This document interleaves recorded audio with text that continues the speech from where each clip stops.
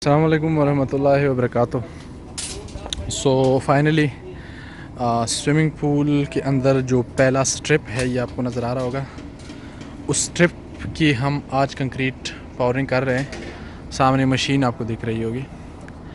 तो आज मैं आपको बता दूंगा कि कौन कौन से स्टेप्स हैं जो कि आपने देखने हैं बिफ़ोर कंक्रीट पावरिंग, यानी कि आपने स्टील जो इंस्पेक्शन करनी है स्टील की, वो किस तरह से करनी है कंक्रीट पोरिंग से पहले। ठीक है, कुछ बेसिक स्टेप्स है रेनफोर्समेंट के हवाले से, शटरिंग के हवाले से, जो इसके अंदर जॉइंट बनने हैं उसके हवाले से इसका ज़िक्र हम आज करेंगे। ठीक है, तो आपको यहाँ पर दिख रहा होगा कि ये स्ट्रिप है इसके, और ये जो ऊपर आपको दिख रहा है बेसिकली ये स्लोप में है ऐसे राफ्ट फाउंडेशन। तो राफ्ट बेसिकली स्लोप में है, जो स्ट्रिप है ये ट्रेंच है। ठीक है, हम स्ट्रिप वाइज देखेंगे कि ट्रेंच किस तरह से बनेगा इसका। ये ट्रेंच है जिसमें पाइप्स वगैरह ने जाना है, और इस ट्रेंच की स्ट्रिप की हम आज कंक्रीट पोरिंग कर रहे हैं। अच्छा, तो ज़्यादा टाइम नहीं वेस्ट करते। सबसे पहले जो हम चेक करते हैं वो तो बेसिकली इसका स्टील चेक करते हैं। इसमें आपको मैं दिखाऊंगा 3-4 किस्म की स्टील है। सबसे पहले तो इसका जो मेन बार है, इसका डिस्ट्रीब्यूशन बार है, बॉटम बार है, टॉप बार है, और सबसे ज़रूरी चीज़ जो इसके अंदर स्टील लगा है वॉल के लिए, क्योंकि वॉल के लिए जो स्टील इसके अंदर फिक्स होता है वो आप ना निकाल सकते हैं ना इसके अंदर फिर आप एम्बेड कर सकते हैं। ठीक है, अगर एम्बेड करेंगे भी कोई स्टील मिस हो गया तो ये एक नुकसान होगा कि उसके अंदर फिर आपको एंकरिंग करनी पड़ेगी, एपॉक्सीज लगानी होगी, जो कि एक्स्ट्रा कॉस्ट आपको करता है। इसलिए आपको इस स्टेज पर जो रिटेनिंग वाले इसका वर्टिकल बार चेक करना होता है। ठीक है, तो यहाँ पर हमारा जो स्टील है बॉटम बार और टॉप बार, ये देख लीजिए। ये बॉटम बार और टॉप बार है जो कि है नंबर 4 बार 6 इंचेस सेंटर टू सेंटर पर। जो इसका मेन बार है जो कि शॉर्टर डायरेक्शन में है वो भी 6 इंचेस पर है, और जो इसका डिस्ट्रीब्यूशन बार है वो भी 6 इंचेस पर है, जो कि यहाँ पर पूरी की पूरी राफ्ट के अंदर मैंने चेक किया है स्ट्रिप के अंदर सारी, और ये ओके है, इसमें कोई मसला नहीं है। दूसरी जो इसके टॉप बार्स है, यानी कि ये बार ये भी नंबर 6 के है, 6 इंचेस सेंटर टू सेंटर पर। ठीक है, तीसरी चीज़ जो सबसे ज़रूरी चीज़ होती है जो कि कंक्रीट के लिए कवर प्रोवाइड करता है, वो जो नीचे आपको पत्थर दिख रहा है ना, बेसिकली ये हम कंक्रीट कवर प्रोवाइड कर रहे हैं इससे। अच्छा, इस पत्थर को आप लोगों ने गौर से देखना है कि इस पत्थर के अंदर आपसे गलती ना हो। इस पत्थर का जो स्ट्रेंथ है वो इस कंक्रीट के स्ट्रेंथ के बराबर होना चाहिए या इससे ज़्यादा होना चाहिए, इससे कम किसी भी सूरत में नहीं होना चाहिए, क्योंकि इस पत्थर ने कंक्रीट के अंदर एम्बेड होना है। तो इसलिए इसका जो स्ट्रेंथ है वो कंक्रीट से ज़्यादा होना चाहिए या कंक्रीट के कम से कम बराबर तो हर हाल में होना चाहिए। ठीक है, तो ये एक ज़रूरी चीज़ है, ये हमने प्रोवाइड किया है। आप सबको पता होगा कि एस पर ACI कोड जो फाउंडेशन को हम कंक्रीट कवर प्रोवाइड करते हैं वो 75 mm यानी कि 3 इंच के बराबर होता है। यहाँ पर आपको दिख रहा होगा कि ये हमने कंक्रीट कवर कम प्रोवाइड किया है। तो मैं आप सबको बताता चलो कि जो 75 mm है वो उस सूरत में होता है जब स्टील ने डायरेक्टली नीचे मिट्टी के साथ लगना होता है। ठीक है, तो यानी कि जो फाउंडेशन है वो बिल्कुल आप उसके ऊपर रख रहे हैं, मिट्टी के ऊपर। यहाँ पर हमने पहले PCC की है, PCC के बाद अब हम RCC का जो फाउंडेशन है वो बना रहे हैं। तो इस वजह से हम यहाँ पर 3 इंच के बजाय 2 इंच का कंक्रीट कवर प्रोवाइड कर रहे हैं, जो कि मोर देन एनफ है। यानी कि कंक्रीट कवर 2 इंच का यहाँ पर फाउंडेशन के अंदर आप यूज़ कर सकते हैं, उससे आपकी जो स्ट्रेंथ की रिक्वायरमेंट है वो पूरी हो जाएगी। ठीक है, तो ये था कंक्रीट कवर का मामला। तीसरी जो सबसे इम्पॉर्टेंट चीज़ है, जब मैं इसके ऊपर अभी घूम रहा हूँ, ठीक है, और इसमें वो भी आना है, लोड भी इसका कंक्रीट के ऊपर आना है, तो इसको नीचे बेंड नहीं होना चाहिए। ठीक है, इसको कैसे करते हैं, इसको हम करते हैं यूजिंग दीज चेयर्स। ठीक है, ये बेसिकली है स्टील चेयर्स, और इसको स्टील स्पेसर्स भी बोलते हैं, जो कि बॉटम लेयर को और टॉप लेयर को एक दूसरे से दूर रखता है।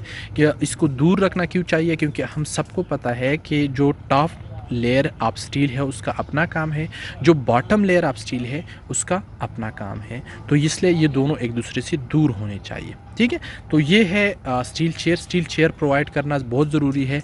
कम से कम 3 फुट पर या 4 फुट पर आपको एक स्टील चेयर प्रोवाइड करना चाहिए। ठीक है, अच्छा, ये तो था हमारा जो स्ट्रिप है। और अच्छा, इसमें लास्ट चीज़ जो सबसे ज़रूरी चीज़ है, आपको दिख रहा होगा यहाँ पर हमने हुक्स प्रोवाइड की है, जो कि बेसिकली डेवलपमेंट लेंथ है इस स्टील के लिए। जो मेन बार है आपकी, उसके लिए डेवलपमेंट लेंथ है। ये आपको हुक नज़र आ रहा होगा, ये हुक है, ठीक है। ये एज़ पर ACI कोड्स होता है, ठीक है। तो ये आपने चेक करना होता है। अच्छा, इसका जो लेंथ होता है ना, इसका ये 12D नॉर्मली हम प्रोवाइड करते हैं, 12 multiply by diameter of steel. लेकिन इन एनी केस ये हो सकता है कि जो आपकी फाउंडेशन की थिकनेस है वो 10 इंच है, तो 12D means 12 into diameter of the bar. तो डायमीटर ऑफ द बार 470 का है, यानी कि 0.5 इंचेस। 0.5 मल्टीप्लाई बाई 12 का मतलब हो गया कि 6 इंचेस का ये आपका हुक होना चाहिए in most of the cases, ठीक है। अच्छा, इस हुक के अंदर जो गलती होती है, नॉर्मली जो लेबर होता है वो ये हुक हाथ से बनाते हैं, एक जिसको बारी बोलते हैं, उससे वो एक प्रॉपर हुक नहीं बनता। वो जो बेंड है, बेंड बहुत ज़्यादा बड़ा हो जाता है। ये प्रॉपर 90 डिग्री पर इस हुक को होना चाहिए, तभी आपका रिक्वायरमेंट जो है वो पूरा कर सकता है, ठीक है। तो ये था इसकी बात। अब जो है हम चेक करेंगे इसके जो लेवल्स है। हमें पता है कि ये जो स्ट्रिप है इसकी थिकनेस है 10 इंचेस, ठीक है। तो अब इस पूरी लंबा एक स्ट्रिप है, तकरीबन 80 फुट का स्ट्रिप है। इस स्ट्रिप के अंदर हम जो 10 इंच का थिकनेस है वो हर लेवल पर कैसे मेंटेन करते हैं, उसके लिए सबसे पहले हम करते हैं लेआउट, ठीक है। ये मैं आपको दिखाता, हाँ, ये हमने निशान लगाए हैं यहाँ पर। बेसिकली आपको हर 4-4 फुट 3-3 फुट पर ये निशान लगाने पड़ते हैं, ठीक है। ये आपको दिख रहा है, ये उधर से लेके इस टेप तक जो हाइट है ये है 10 इंच। तो अब जो मज़दूर या मिस्त्री काम करेगा, वो जब कंक्रीट पोरिंग करेगा तो वो यहाँ तक पहुँचने के बाद इसको लेवल करेगा। ये आपको दिख रहा होगा, सामने भी एक पॉइंट पर हमने लगाया है, इससे आगे भी आपको दिख रहा होगा वो, ठीक है। और ये भी आपको दिख रहा होगा। तो ये हमने हर 3-3 फुट पर एक निशान लगाया है, जिससे हमें लेवल का अंदाज़ा होगा कि ये 10 इंच ही रहेगा, 10 इंच से ज़्यादा नहीं होगा, ठीक है।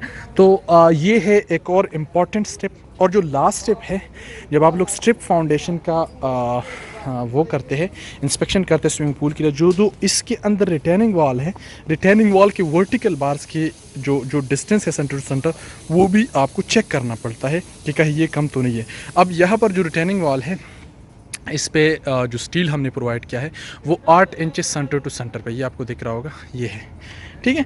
तो 8 इंचेस सेंटर टू सेंटर का मतलब ये है कि ये हमने 8 इंचेस सेंटर टू सेंटर लगाना है पहले से ही।